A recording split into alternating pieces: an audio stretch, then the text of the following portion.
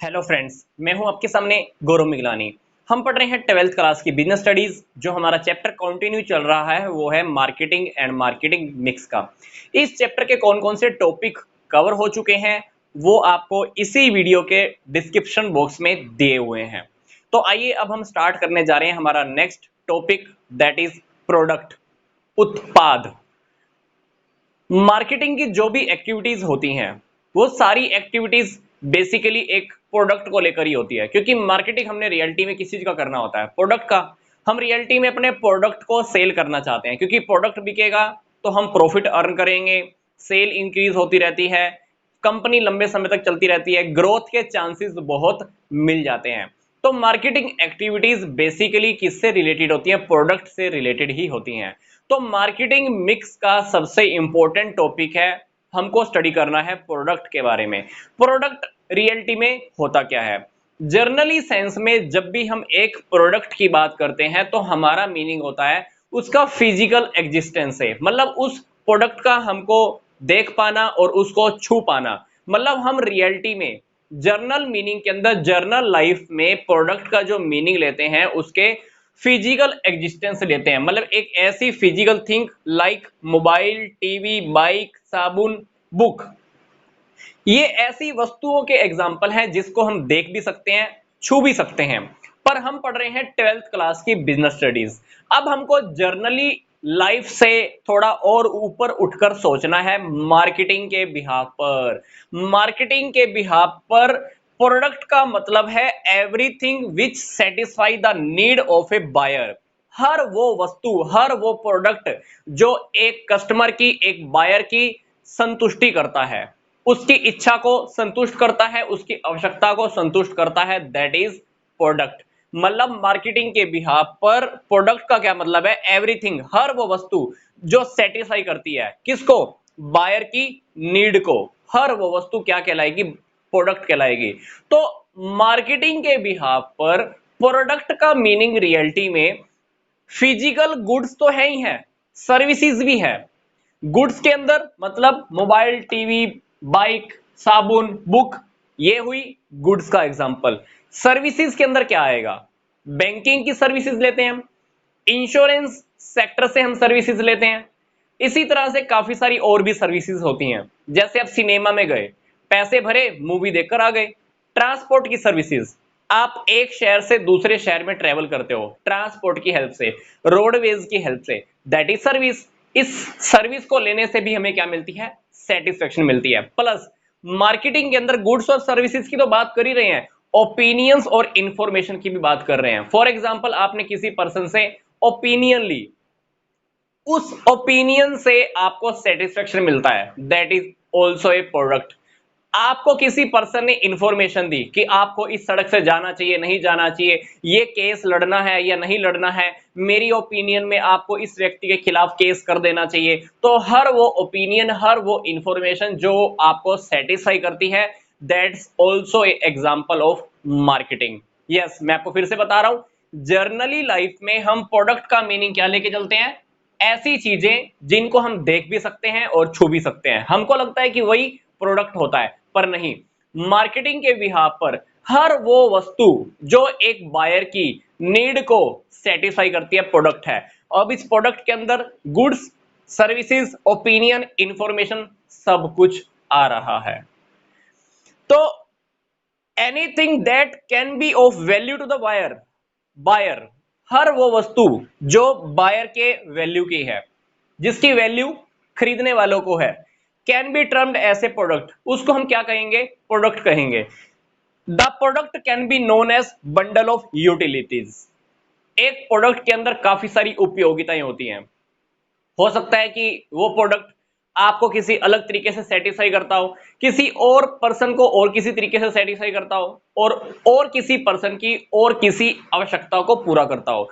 क्योंकि एक प्रोडक्ट के अंदर काफी सारी यूटिलिटीज होती हैं, तो यूटिलिटीज का कह लीजिए कि एक बंडल है। बहुत सारी यूटिलिटीज हैं, उन यूटिलिटीज को मिक्स करके वो क्या बना हुआ है? एक बंडल बना हुआ है। तो इसलिए बोल रहे हैं the product can be known as bundles of utilities. तो ये था हमारा सिंपल सा टॉपिक, प्रोडक्ट क्या है, प्रोडक्ट का मीनिंग क्या होता है। अब हम बात करते हैं कि प्रोडक्ट का नेचर क्या होता है। प्रोडक्ट का नेचर हमने यहां पर भी स्टडी किया है। प्रोडक्ट का पहला नेचर, प्रोडक्ट फिजिकल एग्जिस्टेंस में भी हो सकता है, सर्विसेज की फॉर्म में हो सकता है, ओपिनियन इंफॉर्मेशन की फॉर्म में भी हो सकता है। यह है हमारा पहला नेचर प्रोडक्ट का।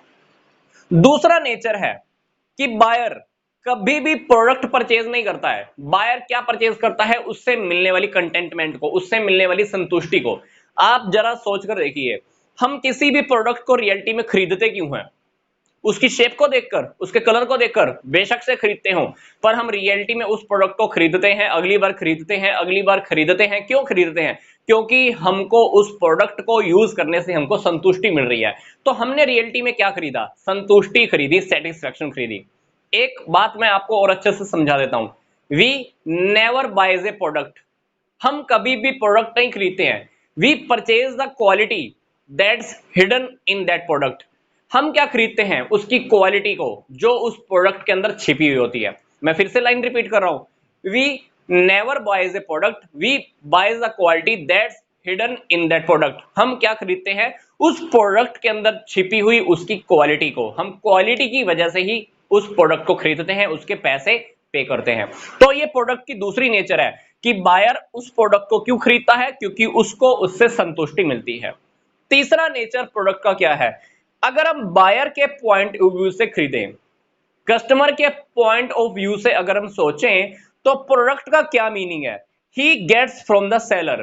प्रोडक्ट वो चीज है कस्टमर की नजर में, बायर की नजर में, जो वो विक्रेता से, सेलर से लेता है। क्योंकि बायर किससे खरीदता है? सेलर से। मैं खरीदने के लिए गया, मैं बायर, जिसने मुझे प्रोडक्ट बेचा वो क्या है? सेलर। तो प्रोडक्ट की जो नेचर होती है, अगर हम उसको कस्टमर के, बायर के पॉइंट ऑफ व्यू से सोचें, तो प्रोडक्ट बायर की नजर में क्या है? जो वो सेलर से परचेज करता है। तो ये हुई हमारी प्रोडक्ट की नेचर। अब हम डिस्कस कर लेते हैं कि सेटिस्फेक्शन के लेवल कौन कौन से हैं। Types of satisfaction received from product. Product से हमें कौन कौन सी सेटिस्फेक्शन मिलती है? तीन टाइप की सेटिस्फेक्शन हमको एक प्रोडक्ट से मिलती है।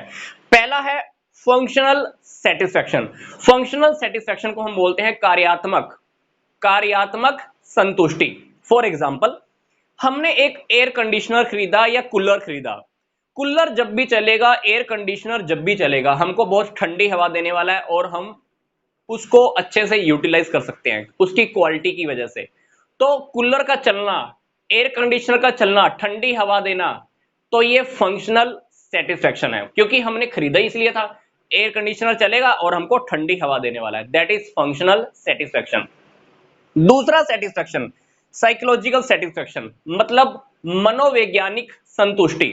अब एयर कंडीशनर चलेगा तो आप रूम में आराम से बैठ सकते हो, गर्मी का सामना कर सकते हो, आपको बाहर घूमने की जरूरत नहीं है, एसी का बैठकर मजा लीजिए।